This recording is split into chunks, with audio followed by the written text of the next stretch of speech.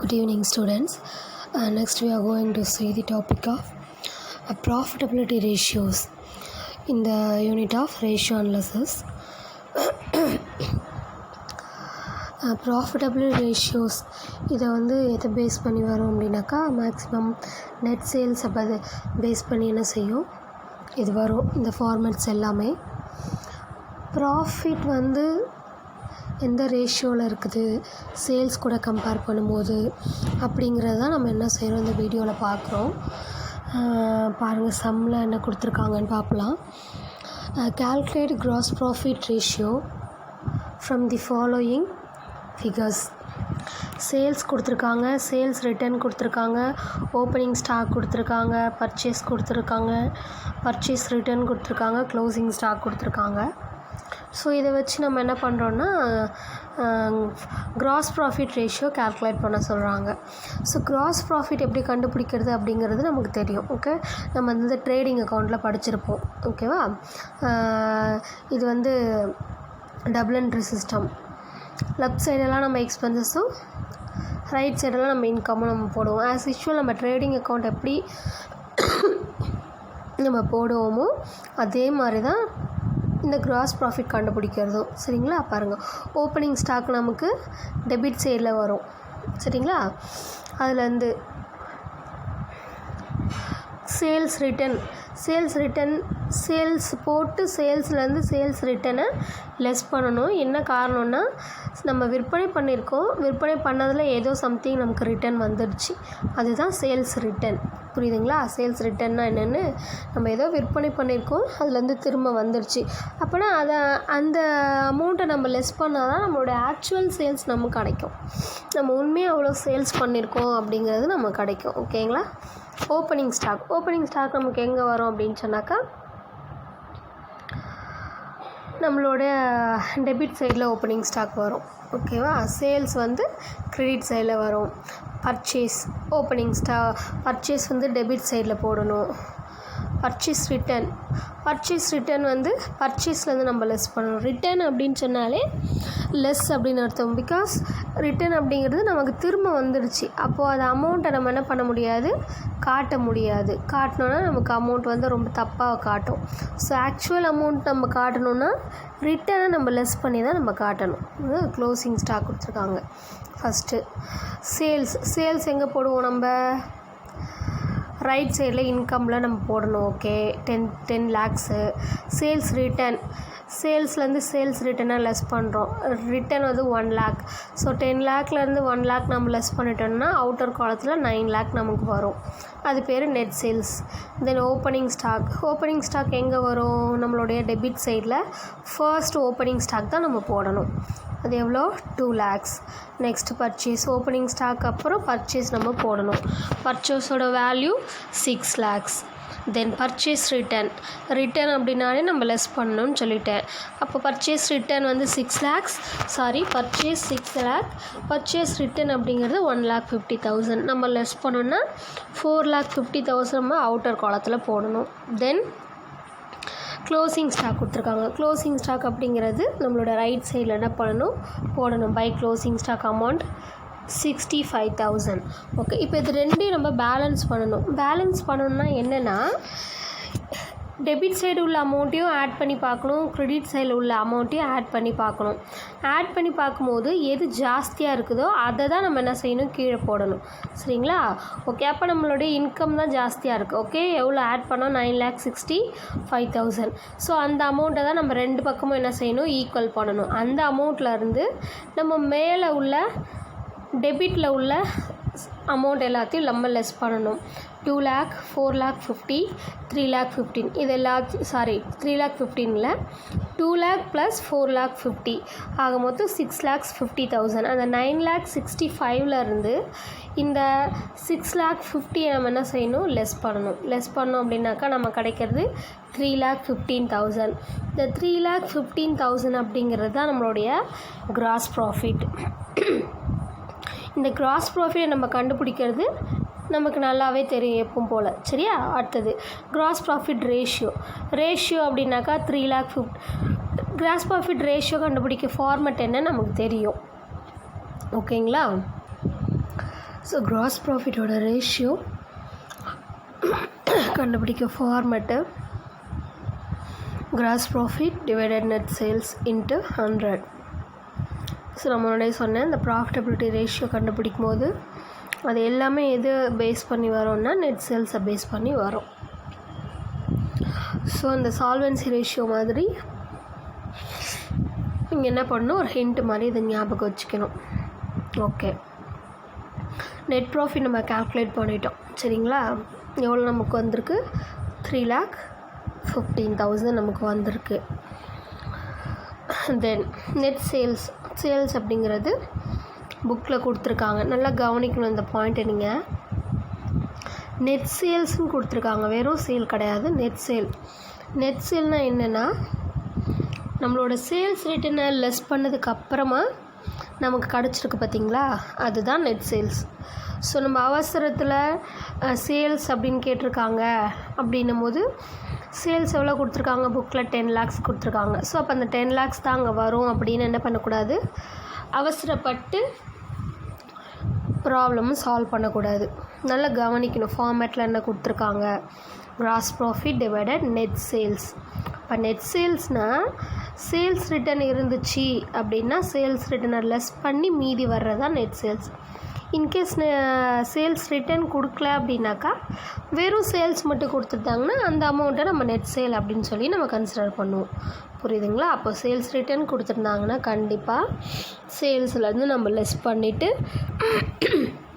மீதி வர அமௌண்ட்டு தான் நம்ம நெட் சேல் அப்படின்னு கன்சிடர் பண்ணணும். புரியுதுங்களா? ஓகே, இப்போ அப்ளை பண்ணோன்னா 3,15,000 டிவைடட் 9 lakhs இன்ட்டு 100 போட்டோன்னா நமக்கு 35%. அப்போ நம்ம ப்ராஃபிட் பார்த்திங்கன்னா சேல்ஸில் 35% நமக்கு ப்ராஃபிட் அப்படின்னு அர்த்தம். புரியுதுங்களா? இதுதான் ப்ராஃபிட்டபிள் ரேஷியோவில் கிராஸ் ப்ராஃபிட் கண்டுபிடிக்கிறதுக்கான format. So gross profit ratio equal to gross profit divided net sales into 100. Okay, good evening students. Next we see the how to calculate net profit from the following details. Using from the following details பாருங்க சம்ம பார்க்கலாம். From the following details of a business concern calculate net profit ratio. So கொடுத்துருக்குற details என்ன அப்படின்னாக்கா, sales கொடுத்துருக்காங்க, cost of goods sold கொடுத்துருக்காங்க, administration expenses கொடுத்துருக்காங்க, selling expenses கொடுத்துருக்காங்க. இது பார்ட் ஏ. ஸோ 2 சம் கொடுத்துருக்காங்க. இதில் பி என்னென்னா from the following detail you are required to ascertain the net profit ratio. Sales return கொடுத்துருக்காங்க. இதோட கண்டினியூட்டி பின்னாடி வருது, நம்ம அதில் பார்க்கலாம். ஸோ ஃபஸ்ட் ஏல என்ன கொடுத்துருக்காங்கன்னா சேல்ஸ் கொடுத்துருக்காங்க. நம்ம ட்ரேடிங் அக்கௌண்ட் போடணும். தென் நெட் ப்ராஃபிட் கண்டுபிடிக்கணும்னு என்ன போடணும், ப்ராஃபிட் அண்ட் லாஸ் போடணும். சரிதுங்களா? Okay, sales cost of goods sold கொடுத்துருக்காங்க. ஸோ சேல்ஸ்லேருந்து காஸ்ட் ஆஃப் குட்ஸ் சோல்டு நம்ம லெஸ் பண்ணணும், நமக்கு கிராஸ் ப்ராஃபிட் கிடைக்கும். தென் கிராஸ் ப்ராஃபிட்லேருந்து administration and selling expenses less பண்ணோம் அப்படின்னா நமக்கு நெட் ப்ராஃபிட் கிடைக்கும். சரிங்களா? ஸோ அதை வச்சு நம்ம என்ன பண்ணிடலாம், நெட் ப்ராஃபிட்டோட ரேஷியோ எப்படி நம்ம கண்டுபிடிக்கிறது அப்படின்னு நம்ம தெரிஞ்சுக்கலாம். அதுக்கான format net profit divided net sale into 100. So net profit அப்படிங்கிறது நம்ம கால்குலேட் பண்ணிடுவோம். டிவைடட் நெட் சேல் அப்படிங்கிறது இதில் பாருங்கள் சேல்ஸ் ரிட்டர்ன் இல்லை சம் ஏல. ஓகே, அப்போ நம்ம சேல்ஸ் எவ்வளோ கொடுத்துருக்காங்களோ அதே அமௌண்ட்டை நம்ம என்ன பண்ணுறோம், நெட் சேல் அப்படின்னு நம்ம கன்சிடர் பண்ணிக்கலாம். இன்ட்டு 100 போட்டோன்னா நமக்கு நெட் ப்ராஃபிட் ரேஷியோ கண்டுபிடிச்சிடலாம். தென் பியில் சேல்ஸ் அண்ட் சேல்ஸ் ரிட்டர்ன் கொடுத்துருக்காங்க. இதோட கண்டினியூட்டி நமக்கு பின்னாடி வருது, நம்ம பார்க்கலாம். ஸோ பாருங்கள், நம்ம வந்து இப்போ அதுக்கான சொல்யூஷன் நம்ம பார்க்குறோம். ஃபர்ஸ்ட் ஏ சொல்யூஷன் நம்ம பார்க்கலாம். நெட் ப்ராஃபிட் ரேஷியோக்கான format net profit divided net sale into 100 நமக்கு தெரியும். நெட் ப்ராஃபிட் எப்படி கண்டுபிடிக்கணும் அப்படின்னா நம்ம இந்த ஃபஸ்ட் சம்மில் பார்த்தோம். சேல்ஸ் கொடுத்துருக்காங்க, அதுலேருந்து காஸ்ட் ஆஃப் சேல்ஸ் லெஸ் பண்ணணும். காஸ்ட் ஆஃப் சேல்ஸ்னால் என்னென்னா அந்த ப்ராடக்டை மேனுஃபேக்சர் பண்ணதுக்கு நமக்கு ஆன செலவு சரிங்களா? சேல்ஸ்னால் விற்பனை. ஸோ நம்ம அந்த பொருளை உற்பத்தி பண்ணுறதுக்கு ஃபார் எக்ஸாம்பிள் ஒரு பொருளோட விலை 5 ரூபா நம்ம விற்றுருக்கோம். காஸ்ட் ஆஃப் குட்ஸ் சோல்டு பார்த்திங்கன்னா 3 ரூபா. அதை உற்பத்தி பண்ண செலவானது 3 ரூபா. ஸோ அப்போ அந்த 5 ரூபாயிலேருந்து 3 ரூபா லெஸ் பண்ணிட்டா நமக்கு என்ன கிடைக்கும்? ப்ராஃபிட் கிடைக்கும் 2 ரூபா. That is gross profit. ஏன்னா அது ட்ரேடிங் சம்மந்தப்பட்டது, அதனால் அது கிராஸ் ப்ராஃபிட். ஸோ அதிலேருந்து வேறு ஆப்ரேட்டிங் எக்ஸ்பென்சஸ் எல்லாம் நம்ம லெஸ் பண்ணோன்னா நமக்கு நெட் ப்ராஃபிட் கண்டுபிடிச்சிடலாம். ஸோ அதே கான்செப்ட் தான் இங்கே நம்ம என்ன பண்ணுறோம், அப்ளை பண்ணுறோம். நெட் ப்ராஃபிட் கண்டுபிடிக்கிறதுக்கான ஃபார்மேட் என்ன? சேல் கொடுத்துருக்காங்க, சேல்ஸ்லேருந்து காஸ்ட் ஆஃப் குட்ஸ் சோல்டு கொடுத்துருக்காங்க. Sale 3,50,000 minus cost of goods sold 1,50,000 minus administration expenses ஒரு 50,000, செல்லிங் எக்ஸ்பென்சஸ் ஒரு 10,000. ஸோ லெஸ் பண்ணோன்னா நமக்கு கிடைக்கிறது நெட் ப்ராஃபிட் 1,40,000. நெட் ப்ராஃபிட்டை நம்ம கண்டுபிடிச்சிட்டோம். Okay, net profit 1,40,000 divided net sales 3,50,000. சரிங்களா? 3,50,000 இன்ட்டு 100 போட்டோன்னா நமக்கு 40% net profit ratio. Then B, net profit கண்டுபிடிக்கணும். சேல் கொடுத்துருக்காங்க, சேல்ஸ் ரிட்டர்ன் கொடுத்துருக்காங்க, கிராஸ் ப்ராஃபிட் கொடுத்துருக்காங்க. இன்கம் ஃப்ரம் இன்வெஸ்ட்மெண்ட் அப்படிங்கிறது நமக்கு income. Loss on sale of plant, operating expenses, provision for tax, இது எல்லாமே நமக்கு எக்ஸ்பென்சஸ். ஓகேவா? இந்த சம்மில் கிராஸ் ப்ராஃபிட் நம்ம கால்குலேட் பண்ண வேண்டிய அவசியம் இல்லை, ஏன்னா அவங்களே கொடுத்துட்டாங்க. அப்போது நமக்கு அந்த சேல்ஸ் ரிட்டர்ன் நம்ம எங்கேயும் பயன்படுத்த போகிறதில்ல. ஓகேவா? நம்ம அப்படியே நம்ம டபுள் என்ட்ரி சிஸ்டம் போட போகிறோம். ரைட் சைடில் பை கிராஸ் ப்ராஃபிட் நம்ம போட்டுடலாம். அவங்க அமௌண்ட்டு கொடுத்துட்டாங்க 3 lakhs. தென் பார்த்திங்க அப்படின்னாக்கா இன்கம் ஃப்ரம் இன்வெஸ்ட்மெண்ட் நம்மளோட ரைட் சைடில் போடணும், தட் இஸ் கிரெடிட் சைடில் போடணும் இன்கம் ஃப்ரம் இன்வெஸ்ட்மெண்ட். தென் பார்த்திங்கன்னா loss on sale of plant, operating expenses, provision for tax, இது எல்லாமே நமக்கு expenses. So that's why we are putting in debit side. Okay, இப்போ நம்ம ரெண்டையும் ஈக்குவல் பண்ணணும். எந்த பக்கம் ஜாஸ்தியாக இருக்குதுன்னு பார்த்தோன்னா நமக்கு வந்து கிரெடிட் சைட் ஜாஸ்தியாக இருக்குது. ஸோ ஆட் பண்ணால் 3,40,000, இங்கேயும் நமக்கு 3,40,000.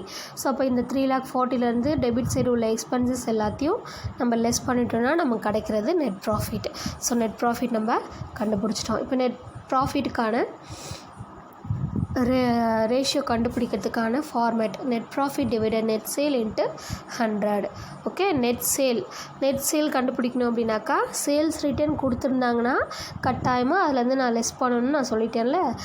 சேல்ஸ்லேருந்து சேல்ஸ் ரிட்டர்னை லெஸ் பண்ணால் தான் நமக்கு என்ன கிடைக்கும், நெட் சேல்ஸ் நமக்கு கிடைக்கும். சரிங்களா? ஓகே, சேல்ஸ் பார்த்திங்கன்னா 5,40,000, சேல்ஸ் ரிட்டர்ன் ஒரு 40,000 லெஸ் பண்ணிட்டா நமக்கு 5 lakhs. ஓகே, நமக்கு தேவையான எல்லாமே நமக்கு இருக்குது.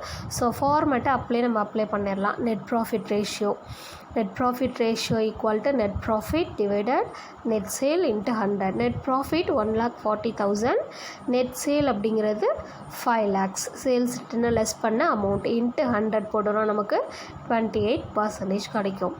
ஸோ ப்ராஃபிட் நெட் ப்ராஃபிட் பார்த்திங்கன்னா சேல்ஸில் 28% நமக்கு கிடச்சிருக்குது.